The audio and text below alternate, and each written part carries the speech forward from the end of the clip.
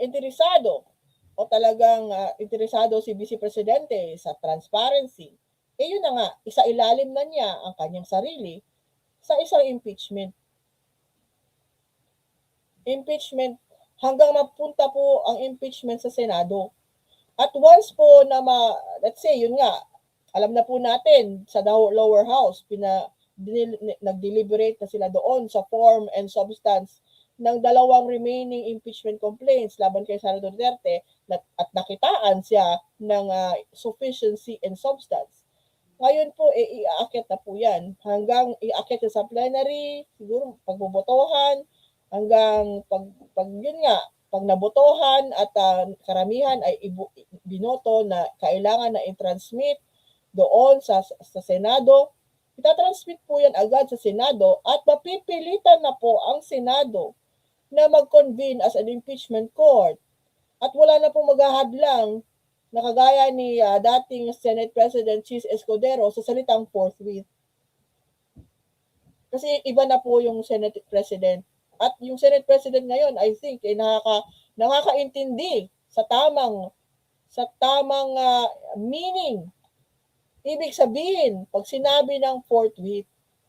So doon po, kung gusto ni Sara Duterte ipagtanggol ang kanyang sarili, linisin ang kanyang pangalan at ipakita sa taong bayan na tama ang ginawa niya at wala siyang ginawang mali sa paggasta ng confidential funds niya, ipakita niya sa taong bayan kung ang inaaligasyon sa kanya regarding sa kanyang SALN at unexplained wealth, mapaliwanag niya yun maigi at mapaliwanag niya at ma-prove niya na hindi niya pinagbantaan patayin ang presidente ng Pilipinas o hindi siya by some miracle napatunayan niya, nakumbinsi niya ang impeachment court na hindi niya sinabi yung sinabi niya noong November 23, 2024 ng madaling araw na nangontrata na siya ng mamatay tao para patayin si Presidente, si First Lady at dating former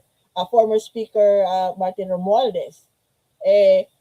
Siguro naman siya po ay ma-acquit. Ma-acquit siya ng impeachment court at wala na pong sasagabal sa kanyang ambisyon maging presidente ng Pilipinas sa 2028. Yun po yun. Kung yun ay gagawin niya, harapin niya at maging successful si Vice President Sara ipagtanggol ang kanyang sarili doon sa forum na yon, sa impeachment court, sa Senate. Pero pag hindi, pag maghahanap na naman siya ng teknikalidad, delay, magpapalaban na naman siya sa Supreme Court, whatever, or hindi niya ma-prove yung sinasabi ko sa inyo, yung kanyang pagpabanta, siya po ay posible, highly likely po na hatulan ng guilty ng Senado. Kahit na po ngayon ay may nagyayabang na meron daw siyang numero sa Senado. Pero pag ang taong bayan pakitaan po ng ebidensya, tapos lumihis yung mga senador, alam niyo na kung ano mangyayari. Baka may mangyari na hindi po magagalit ang hindi po magagalit ang mga taong bayan sa administrasyon ngayon, kundi magagalit ang mga taong bayan sa Senado at sa mga Duterte. Yun po yun. So, ang advice ko po, unsolicited man, kaya Sara Duterte, harapin niya na sa impeachment court. Wala nang paligoy-ligoy na ayusin niya yung kanyang mga depensa, ayusin niya yung kanyang mga resibo para ipagtanggol ang kanyang sarili doon sa impeachment trial court. At kung siya po ay acquit sa impeachment trial, yun na nga, pwede siyang malaki po ang chance niya sa 2028. Pero pag siya po ay nahatulan ng guilty sa impeachment, sa kanyang impeachment trial, hindi na po siya makakatakbo sa 2028. Sa kahit anong posisyon sa gobyerno, hindi na po. Kahit appointed position, hindi rin po pwede. Hindi na po siya makakatakbo pag siya po ay nahatulan ng guilty sa impeachment. At hindi lang yun magtatapos doon sa impeachment, magiging po siyang private citizen. pag siya po ay na-impeach. At kahit po siya private citizen na, wala sa gobyerno, pwede po siya habulin pa rin.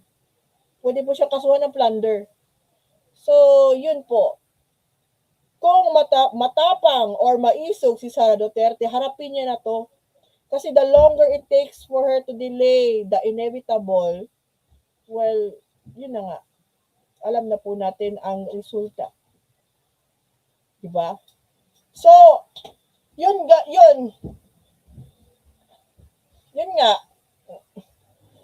Madami siyang sinabi po doon sa interview. Ito po yung vice presidente na ngayon ay lumalabas lang sa social media, sa TradMed, na walang ibang bukang bibig kundi manira. At ang kanyang fixation po ni Vice President Sara Duterte ngayon, obviously, is the President, si PBBM po. Fixated po ang Vice Presidente sa trabaho ng Presidente, kasi siguro ganun po talaga ang nangyayari kung ikaw po ambisyosang gustong maging presidente agad, ikaw yung tipong meron kang tinatawag natin sa psychology na main character syndrome. Sa mga pahayag po ni Vice President Sara Duterte the last 72 hours, I think, 72 hours, yun po yung kanyang madami siyang binibida-bida sa kanyang pinagsasabi. At isa na po ito, yun nga, yung kinukumpara niya yung kanyang sarili kay PBBM. Pinapakita niya na mas magaling siya kay PBBM. Isa na doon yung binida niya na madali lang daw mag-arkila ng eroplano na mag-rescue at mag-evacuate ng ating mga kababayan o mag-aeroplano para ma-evacuate ang ating mga kababayan doon sa Middle East. Kasi po ginawa na daw nila yon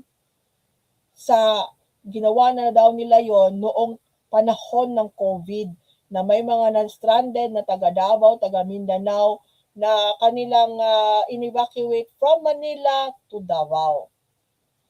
Sumakit po yung ulo ko nung nakita ko yung segment na yan doon sa kanyang interview. Pinagyabang niya na ang kadalian, it is so easy to transfer people. Hindi ko alam kung saan po hinuhugot ang klase ng logic ni Vice President Sara Duterte. Alam ko po na abogado siya. And we expect na lawyers to have a high logical skills tsaka comprehension. Di ba? Pero ito po yung abogado na parang hindi marunong hindi yata marunong mag-compartmentalize or something. The word is delegation. Anyway, kinumpara niya yung ating local flights dito within our sovereign territory, the Philippines, sa paglabas, international flights. Anuhin natin ha. Sabi ni Sara Duterte, nung panahon daw ng COVID pandemic, madali lang daw sila nakarenta ng chartered flight para sa kanilang mga kababayan doon sa Davao, para madala galing Manila papuntang Davao City. Okay, good. At alam po natin na hindi ko alam kung paano nasabi na madali.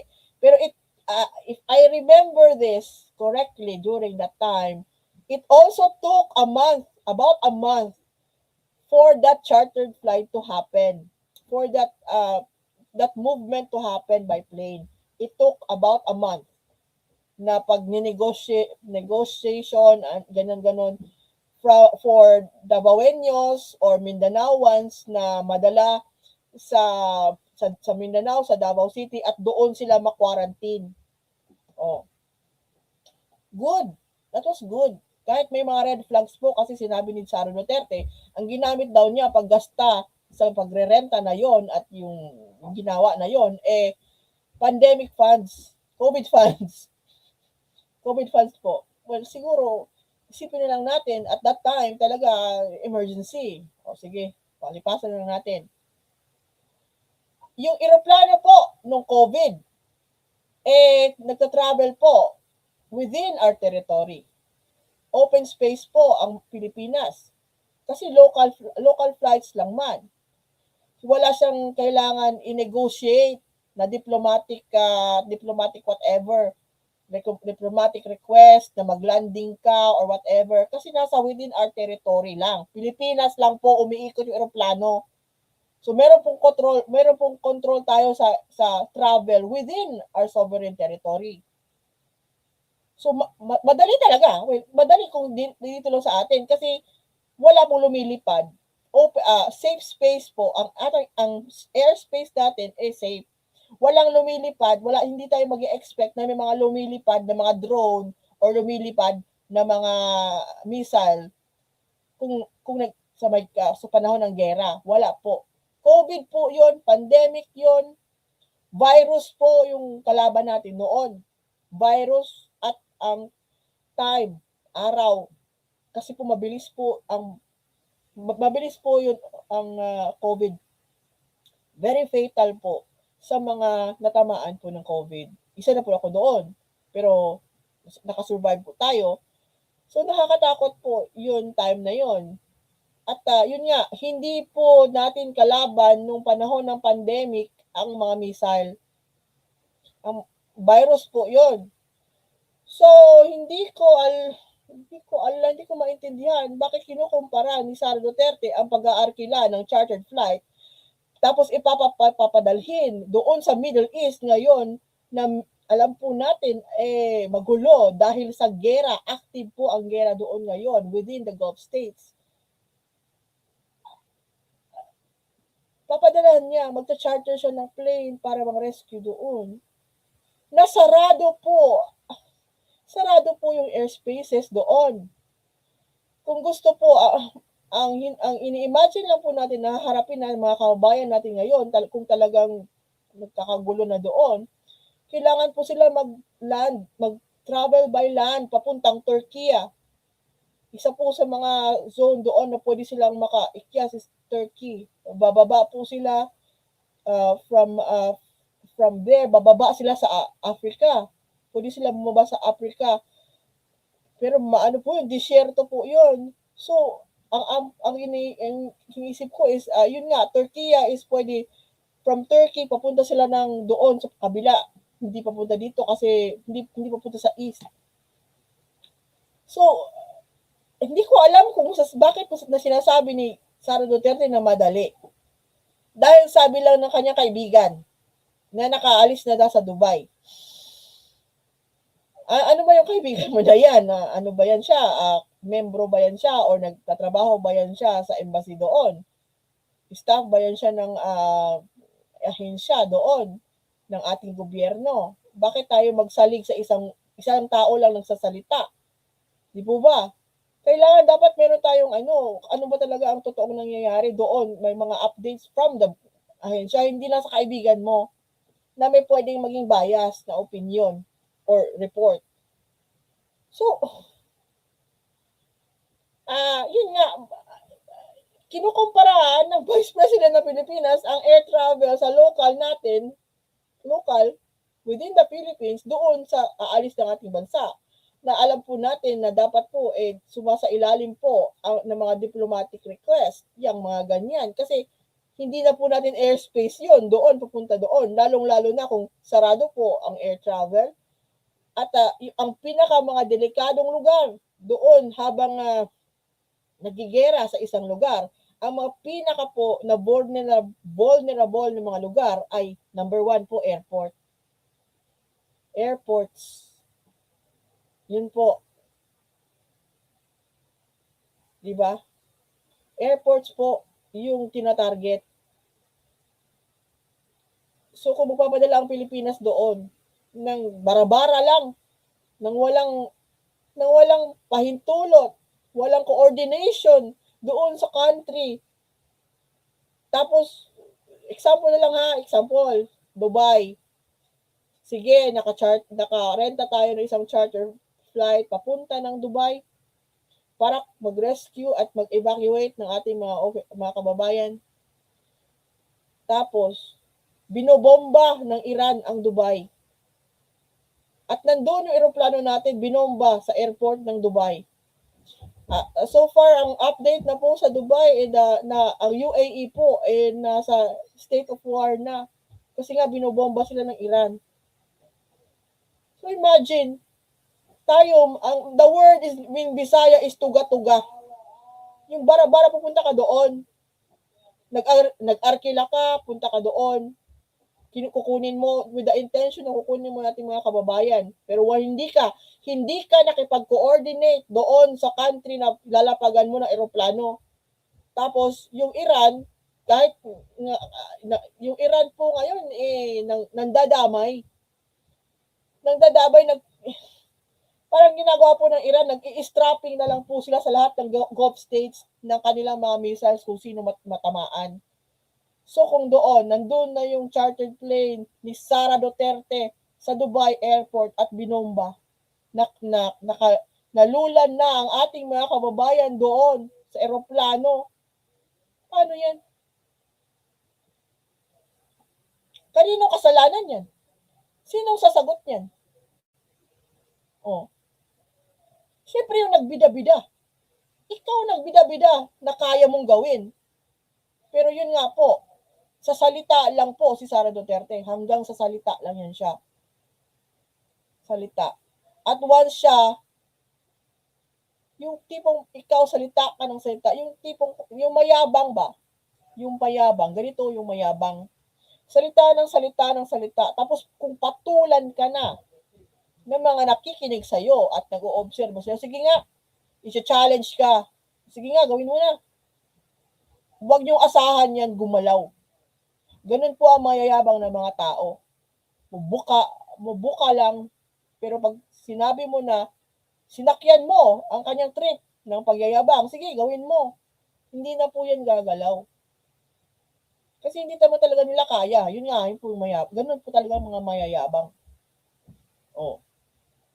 So yan, hindi po ganun, hindi na po ganun. Hindi, iba po ang kalaban papuntang Middle East ngayon. Missiles po, kasi may gera doon, hindi virus. At hindi na po yan local travel, air travel. Lalabas na po sa ating airspace. At pupunta sa ibang airspace na ibang bansa na kailangan tayo mag-request kung pwede tayo makapasok. Kasi kung hindi po tayo mag-request at hindi niya alam na papasok tayo po ay pwede nila bombahin ang eroplano, i-shoot down nila yung eroplano. Hindi yun naisip ng Vice Presidente ng Pilipinas na abogada?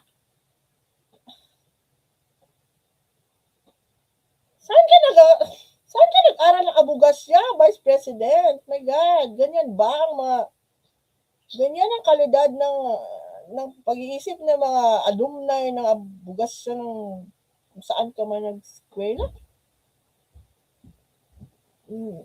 Disappointing. Very disappointing. At kung kayo ay nag-graduate sa law school, kung saan nag-graduate si Vice President Sara Duterte, I advise you to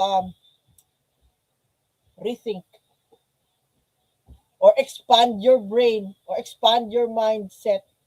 Kasi yung klase, yung kalidad ng pag-aabogasya ng Vice President ng Pilipinas na alumni ninyo, parang mababa. Low bar. Mababa po. Mababang kalidad.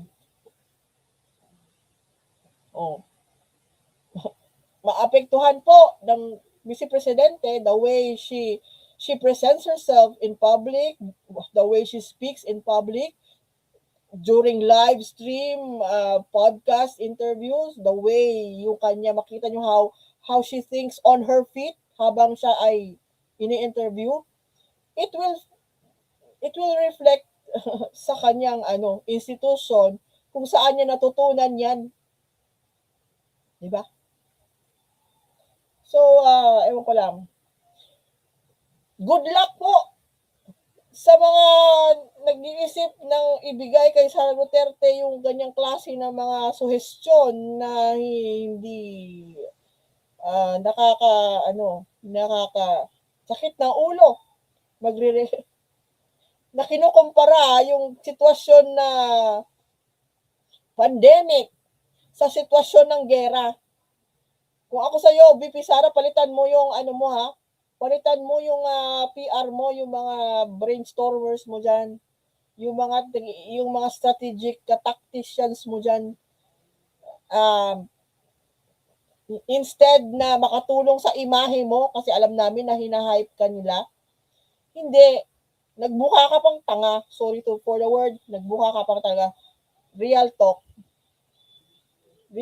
lang, nagbuka kang tang-GA sa sinabi mo na madali lang yan mag-rent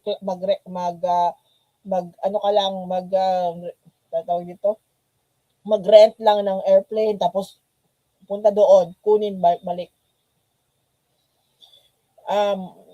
I think you need the vice president needs to know the meaning of the word nuance. Kasi wala siyang hindi niya alam kung ano yung nuances ng isang bagay na kagaya niyan. Hindi siya pwede maging presidente kung ganyan ang mindset niya po. Hindi siya pwede. Hindi siya fit maging, kung ganyan ang mindset ni Sara Duterte, akala niya lahat easy lang. Hindi siya pwede. By the time kung siya po ang magiging presidente, bigyan ko kayo ng senaryo. Kung si Sara Duterte po ang magiging presidente ng Pilipinas, magiging lang yan siya. Either magiging puppet yan siya, na ibang tao yung nag-uutos sa kanya, which is possibility yung kanyang ama, kahit nasa dahig, yung magiging puppet lang siya ng father niya. Or kung hindi rin po siya magpadikta sa father niya, si Sara Duterte po ay yung tipo magiging diktador. Tapos iuutos lang niya ang lahat ng dapat niyang gawin doon sa kanyang mga subordinates. At hindi yan siya gagalaw. Iuutos lang po niya. Kagaya po ng ginawa niya sa DepEd. Hindi man lamang siya doon sa DepEd, di ba po na sinabi niya na wala siyang alam. Hindi niya alam. At saka inaasa niya lang yung trabaho sa DepEd bilang DepEd secretary doon sa mga kanyang mga closed-in na experts na sinasabi niya. Kung ikaw po gusto mo maging presidente, training po yon. Kahit sabihin mo, even if you're being honest na wala kang alam, ang dugtong dapat sa sinasabi mo na yon, wala kang alam, pero willing ka malaman o alamin kung ano yung trabaho mo. At yun po ay hindi sinabi ni Vice President Sara Duterte noon. Ang sinabi niya ay inasa niya sa ibang tao yung trabaho na yon, kasi hindi niya yon background, yung education. Tamad po siya. At yun ang gusto maging presidente ng mga DDS. No, not good.